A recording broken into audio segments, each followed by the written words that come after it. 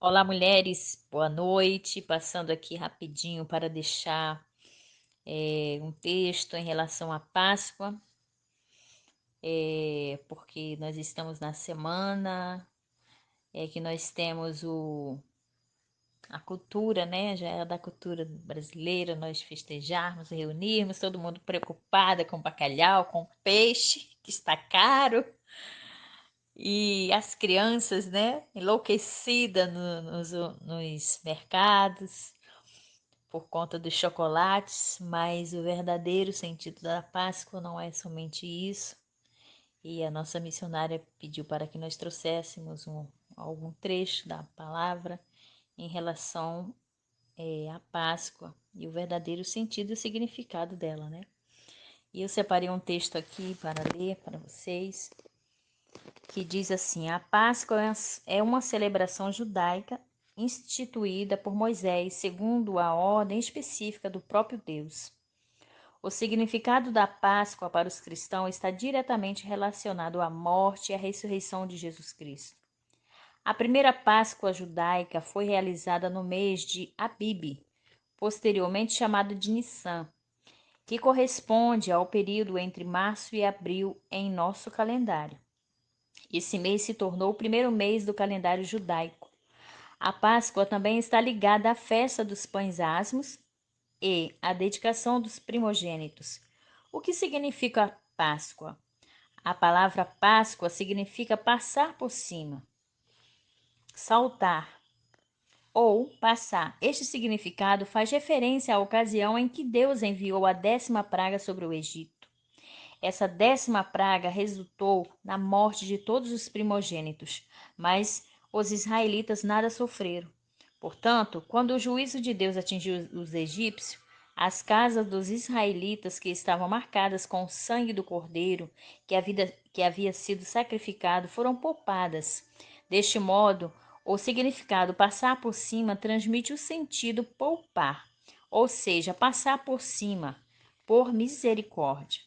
O juízo de Deus passou por cima dos israelitas.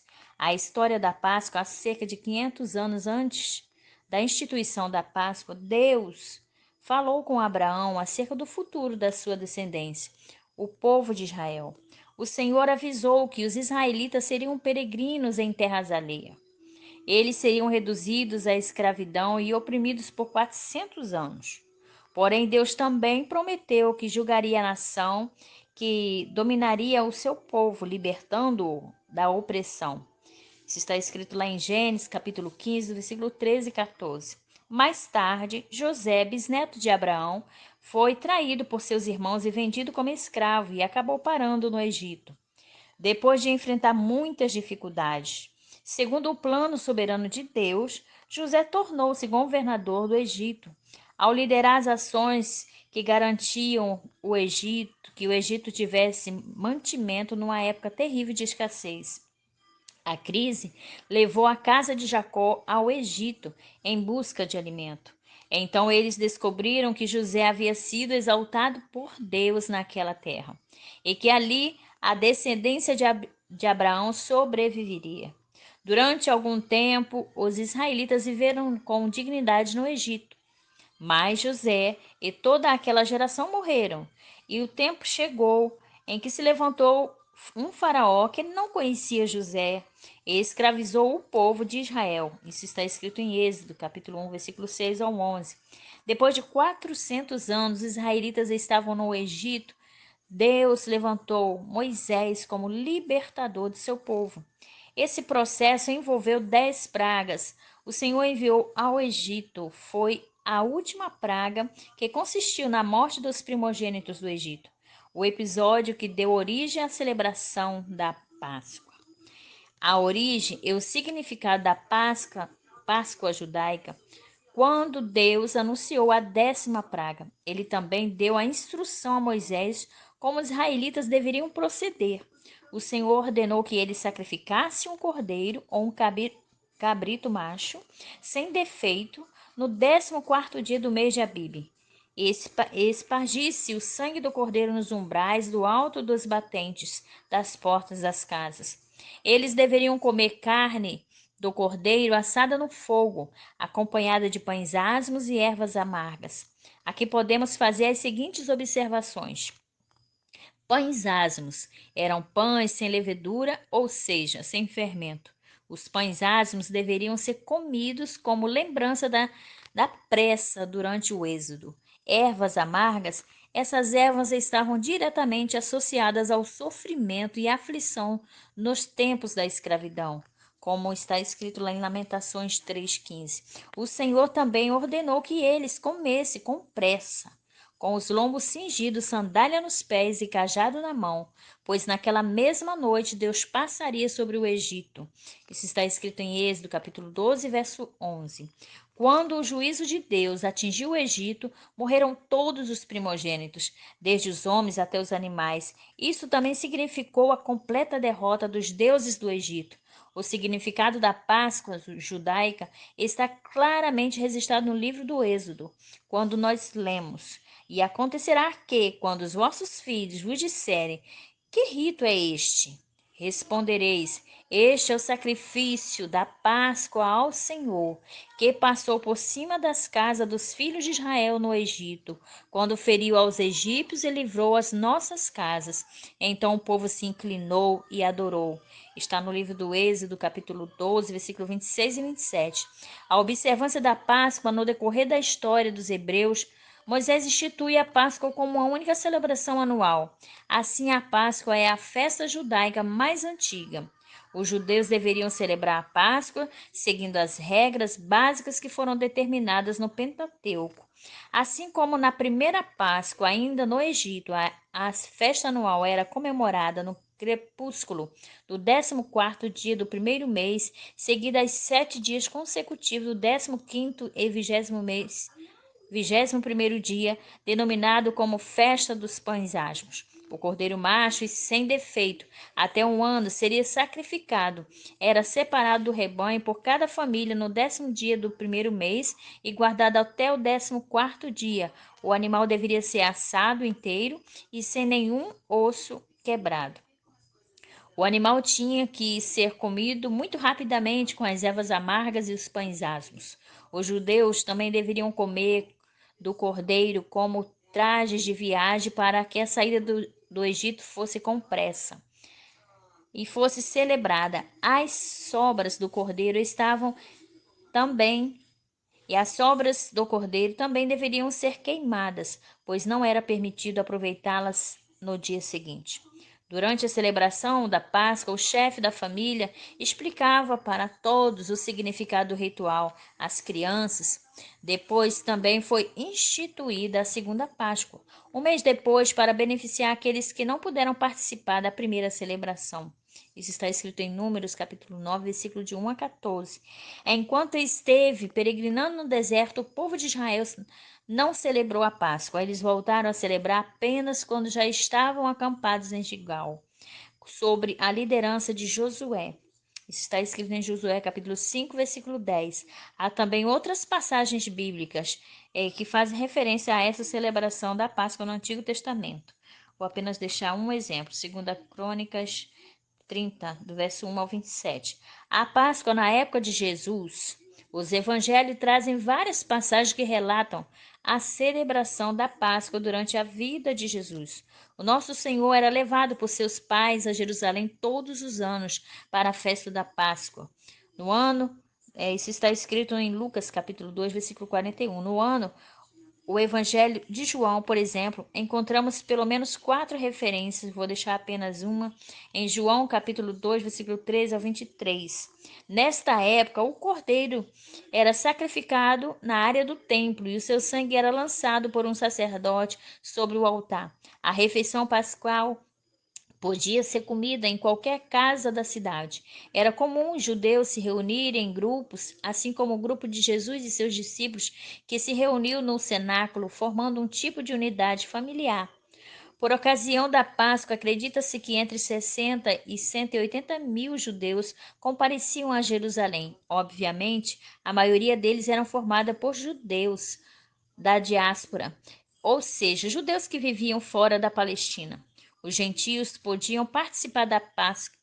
Os gentios não podiam participar da Páscoa, porém, os prosélitos que aceitassem satisfazer as condições exigidas para tal celebração podiam participar dela. Depois da queda de Jerusalém e da consequente destruição do templo em 70 depois de Cristo, a Páscoa judaica passou a ser uma celebração íntima e familiar, mais próxima do que foi no Êxodo, já que não era mais possível realizar todo o ritual no templo. O significado da Páscoa para os cristãos: Jesus é a Páscoa. O profeta Isaías profetizou acerca do Messias, dizendo: como um cordeiro, ele foi levado ao matadouro, está escrito em Isaías 53, verso 7. João Batista saiu falando acerca de Jesus e fez a importante declaração: eis o Cordeiro de Deus que tira o pecado do mundo. Está em João, capítulo 1, verso 29. Jesus foi traído, preso, crucificado durante a festa da Páscoa em Jerusalém. Tudo isso ocorreu, muito provavelmente, numa sexta-feira, embora alguns defendam a quarta-feira, considerando a sexta como a melhor posição. Então, na quinta-feira à noite, Jesus e seus discípulos comeram o cordeiro pascal em Jerusalém.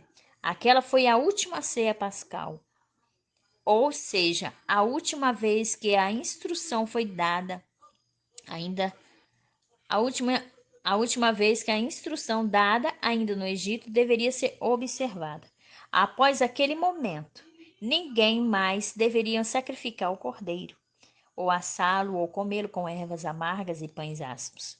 O Cordeiro de Deus seria sacrificado no sacrifício perfeito e definitivo, sem a necessidade de qualquer complemento, ao invés da carne de cordeiro assada e das ervas amargas e dos pães ázimos. O nosso Senhor instituiu o pão e o vinho em memória dele. Ao comermos o pão, nós lembramos de que seu corpo partido, e quando tomamos o cálice, nós lembramos do sangue derramado. A última Páscoa deu lugar à primeira ceia do Senhor, ou seja, a Páscoa passou a ser a ceia do Senhor. Também é interessante notarmos que a Páscoa apontava para o futuro, para a frente, o símbolo que haveria de vir. Já a ceia do Senhor aponta para o passado, para trás, como símbolo da promessa que se cumpriu. Os cristãos devem celebrar a Páscoa? A Páscoa é uma festa judaica, um símbolo apontava para o sacrifício do Filho de Deus. Quando o Verbo se fez carne e habitou entre nós, ele cumpriu definitivamente o significado que a Páscoa tipificava. A Páscoa era a sombra de Cristo, que é a nossa realidade.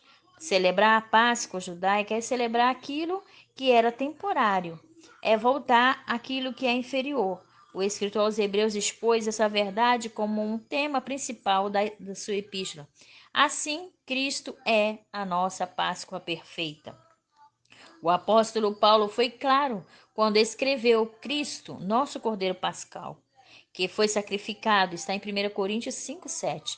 Desta forma, nós, cristãos, não devemos celebrar a Páscoa uma vez por ano, entre os meses de março e abril, mas nós nos reunimos para celebrar a ceia do Senhor Jesus durante o ano todo, em memória do seu sacrifício no Calvário. Ali o seu sangue foi derramado, satisfazendo a justiça de Deus e impedindo que seu povo fosse lançado em condenação eterna. Para nós, a Páscoa significa que, pelos méritos da obra de Cristo na cruz, a ira de Deus passou por cima de nossas vidas, pois nos umbrais de nossas portas o seu precioso sangue atestou e fomos justificados. É por isso que, num determinado sentido, os cristãos não comemoram a Páscoa. Antes celebram a ceia do Senhor. Coelho, ovos e chocolate. Coelhos, ovos e chocolates foram elementos incorporados posteriormente à Páscoa. Geralmente, as pessoas defendem o uso de tais elementos alegando que o ovo simboliza a nova vida e o coelho a fertilidade. Quanto ao chocolate, talvez a melhor explicação seja que, associado aos outros dois elementos, ele é bom para o comércio. Seja como for, tais elementos não possuem qualquer ligação com a Páscoa. com a Páscoa judaica ou com a ceia do Senhor. Infelizmente, muitas igrejas, tais elementos são incorporados até num tipo de culto especial de Páscoa. Por outro lado, há aqueles que, na tentativa de desvencilhar das práticas populares, acabam cometendo outro erro ao aderirem às práticas da Páscoa judaica. Isso significa que, em algumas igrejas, na época da Páscoa, come-se o cordeiro assado, pães asmos e algum tipo de erva amarga. Em ambos os casos, o que vemos é pura crendice, é pragmatismo, o secretismo religioso, que é lamentável, que atrai cada vez mais adeptos. Apesar da Páscoa judaica não ser uma data sagrada para nós, devemos agir com sabedoria e prudência. Devemos aproveitar essa data, onde muitas famílias se reúnem, para explicar o verdadeiro significado da Páscoa, desde a sua origem, apontando para Cristo como o Cordeiro de Deus, até a sua consumação no Calvário, onde nossas correntes foram quebradas.